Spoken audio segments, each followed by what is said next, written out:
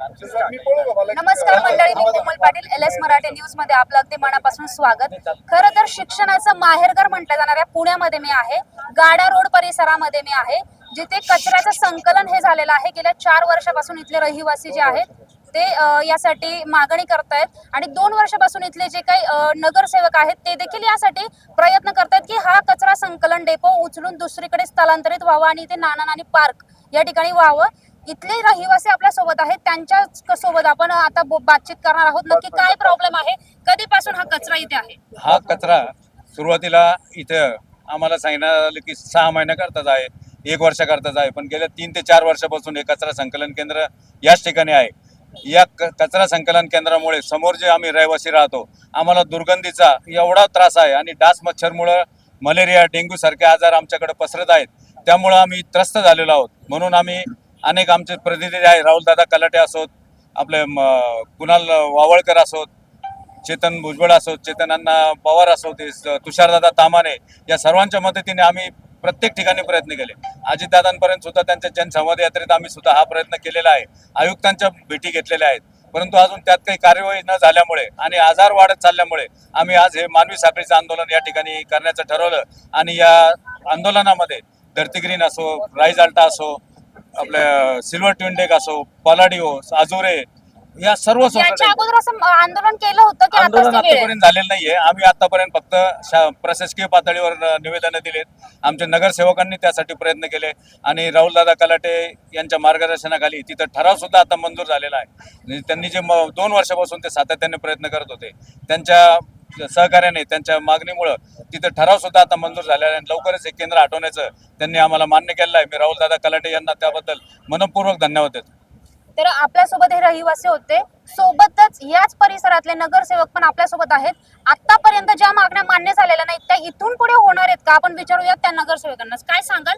4 वर्षापासून कचरा संकलन केंद्र आहे, गेल्या 2 वर्षापासून तुमचे प्रयत्न सुरू आहेत, पण ते सत्यात उतरताना दिसत नाहीत, कारण कचरा अजूनही आहे, दुर्गंधी येते, वास येतोय, नागरिकांना त्रास होतोय.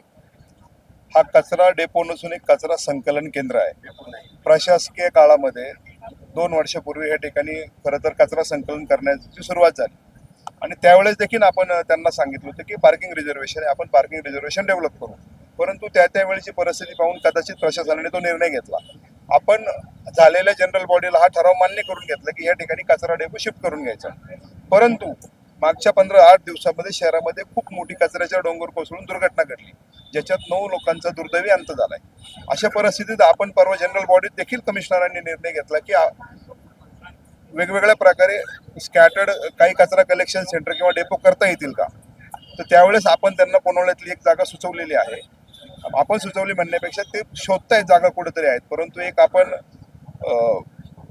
हॉर्स रायडिंग स्कूलसाठी एक जागा दिलेली होती, त्या ठिकाणी आपण कुत्र्यांचं एक नसबंदी केंद्र त्यासाठी एक जागा दिलेली आहे. तर त्या जागेचा देखील किंवा पर्याय त्यांना आपल्याला सुचवावा लागेल. तो कुठला सुचवावा लागेल, काय सुचवावं लागेल, पर्याय सुचवून कुठेतरी याचं स्थलांतरण करा असं आपण त्यांना सांगितलेलं आहे.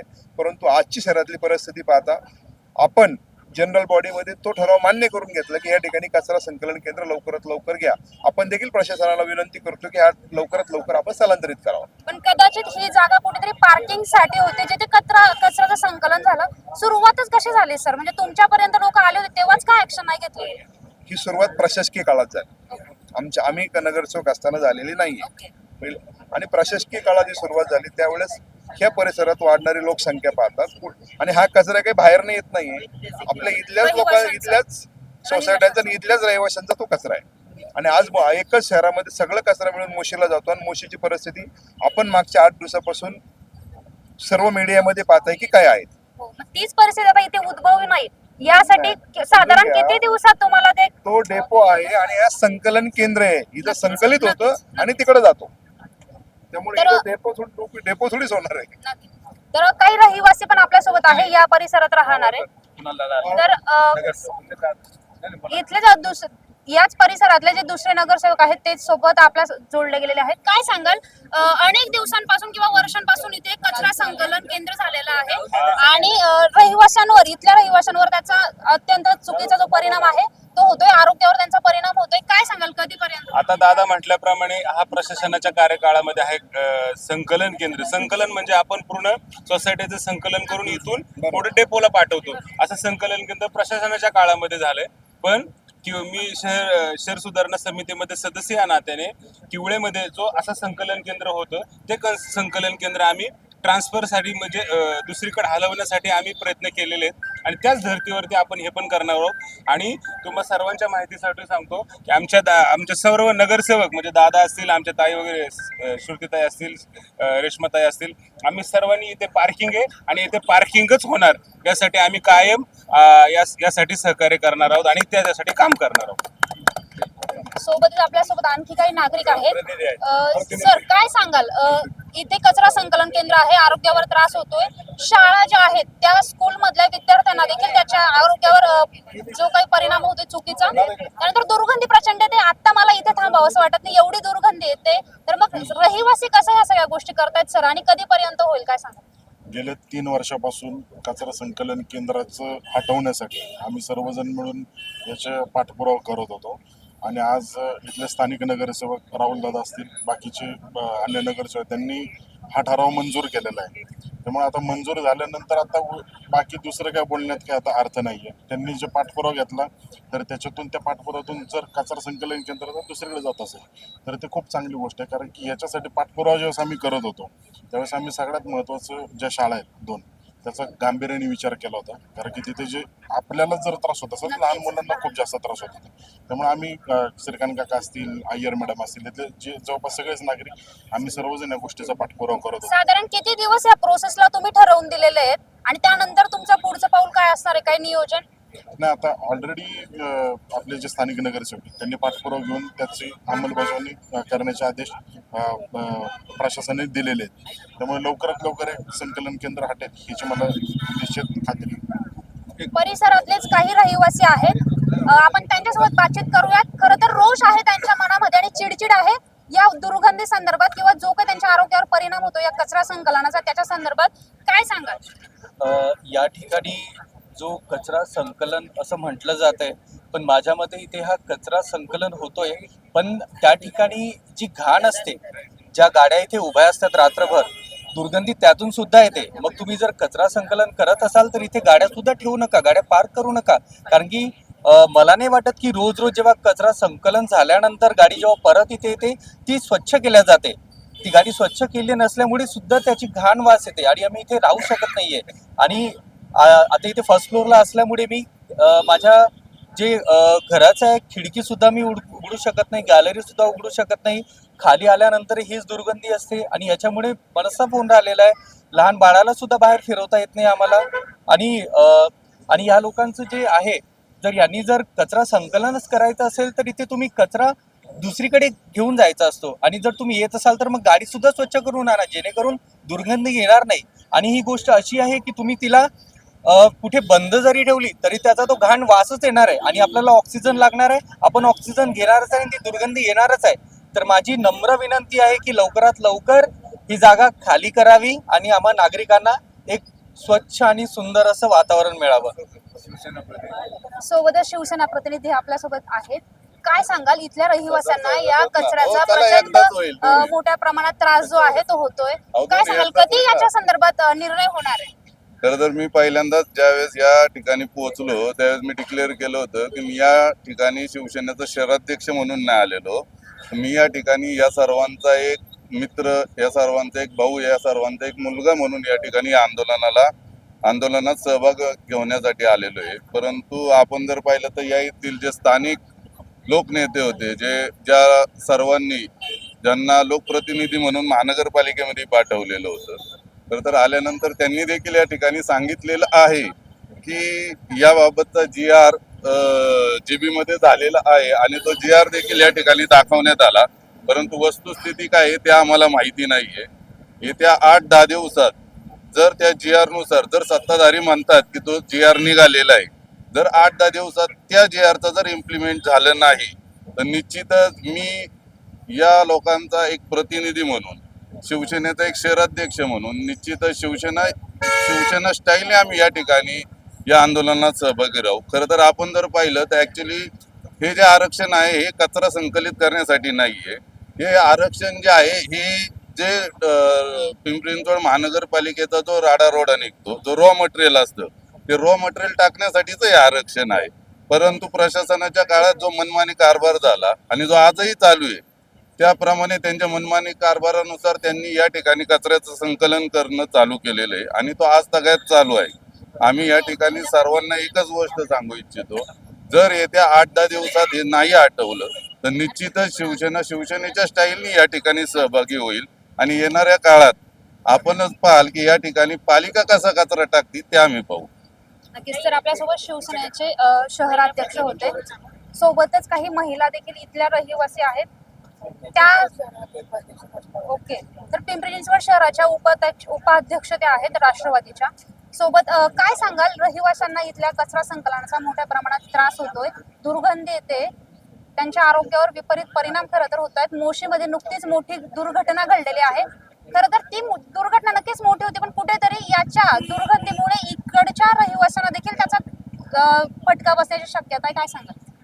मी एवढंच सांगेल की इथं जे त्यांनी कचरा संकलन केलंय सरकार, इथं शेजारी शाळा आहे, इथं आणि शेजारी सगळ्या सोसायटी धारक आहे, येणाऱ्या जाणारा रस्ता आहे. तर ते सगळ्यांना आता सध्या इथं डेंग्यूची साथ बऱ्यापैकी जास्त डेंग्यूची साथ वाढली आहे. तर सगळ्यांना ते रोगप्रतिकारशक्ती आणि तिथं जास्त ज्येष्ठ नागरिक आहेत, त्यामुळे त्यांना जास्त त्यांची प्रतिकारशक्ती कमी झाल्यामुळे त्यांना त्याचा जास्त त्रास होतो.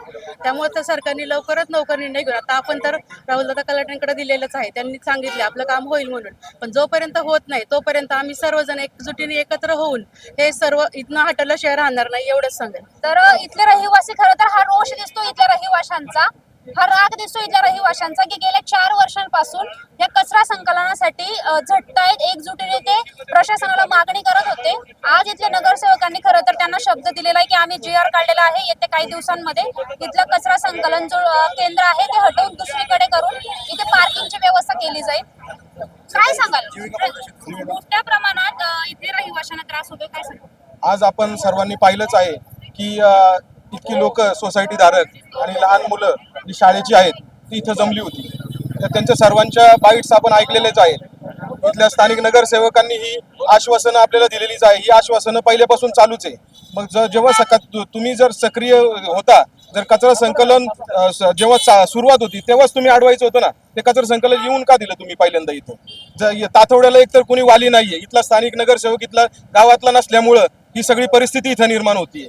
आज तातवडे गाव आमचं जोडले आमदारकीला मुळशी तालुक्याला, त्यामुळे इथले पिंपरी चिंचवड महानगरपालिकेचे जे आमदार आहेत ते सुद्धा इथं लक्ष घालत नाही आणि मुळशीवाले पलीकडे लक्ष घालतात. त्यामुळे हे गाव आमचं एकदम वाळीत पडल्यासारखं गाव झालेलं आहे. त्यामुळं आज जी नागरिकांची जी तळमळ आहे, आज आपण पाहताय की एवढ्या मोठ्या संख्येने नागरिक इथं उपस्थित झाले आणि दुर्गंधी किती आपल्याला वास घेवत नाहीये इथं. आज आपण धावतो. मागच्याच आठवड्यामध्ये सर्व ज्येष्ठ नागरिक माझ्या कार्यालयाला भेट दिली.